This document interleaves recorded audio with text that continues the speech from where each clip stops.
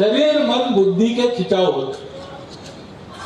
शरीर को इंद्रियों का सुख चाहिए, मन को भावना का सुख चाहिए और बुद्धि को बुद्धिजीवी सुख चाहिए। और ये तीनों एक साथ प्राप्त हो, इसका रास्ता नहीं है कोई। क्योंकि जिस दर्पण को हम देखते हैं भौतिकवाद के, उसमें ये सब अलग अलग दिखाई देता है।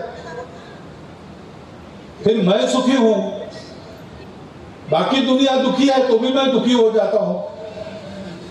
मेरा विकास हो गया लेकिन मेरा पर्यावरण खराब हो गया तो भी मैं दुख में पड़ता हूं। ये तीनों एक साथ कैसे प्राप्त हो, तीनों की उन्नति, तीनों का विकास, इसका कोई रास्ता मेरे पास नहीं, क्योंकि मेरा दर्पण है भौतिकवाद। एक बार ऐसे हो गया, एक बालक, अबोध बालक सुबह उठ के रोने लगा। माता ने पूछा क्या हो गया, उसने कहा मेरे टुकड़े हो गए। अरे भाई तेरे टुकड़े क्यों हो रहे, तू है ना भला खासा, तो रो रहा है ना। नहीं नहीं मेरे टुकड़े हो गए। पिताजी आए, मेरे टुकड़े हो गए। सब आए, उनको बताया मेरे टुकड़े हो रही, मैं रो रहा। डॉक्टर को बुलाया, डॉक्टर ने पूछा, फिर डॉक्टर ने कहा कि ये इसको पूछो पहले सुबह से क्या क्या किया।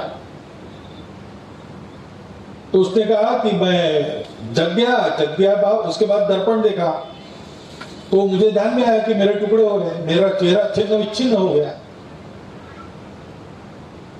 तो डॉक्टर ने कहा कि वो दर्पण दिखाओ।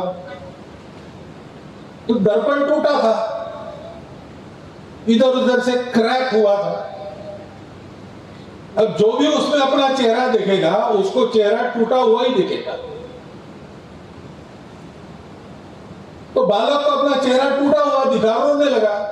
डॉक्टर ने कहा अच्छा दर्पण लाओ। दूसरा एक अच्छा दर्पण लाया, वो उसको दिखा दिया, देख। तो दर्पण अच्छा था तो इसलिए पूरा चेहरा दिखा, तो उसका रोना लगा।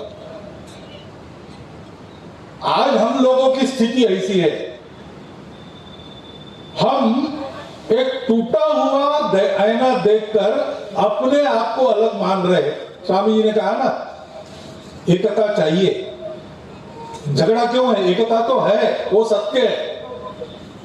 वही हम चाहे जितना अपने आप को किसी भाषा का, किसी संप्रदाय का, किसी बात का कहे, लेकिन सत्य बात यह है कि हम सब लोग एक है, हम सब लोग हिंदू हैं।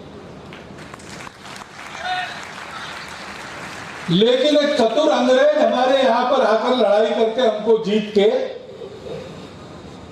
हम पर राज्य करके गया। उसने हमारे हाथ का जो दर्पण था आध्यात्मिकता का, वो निकाल दिया और हमको भौतिकवाद का दर्पण थमा दिया।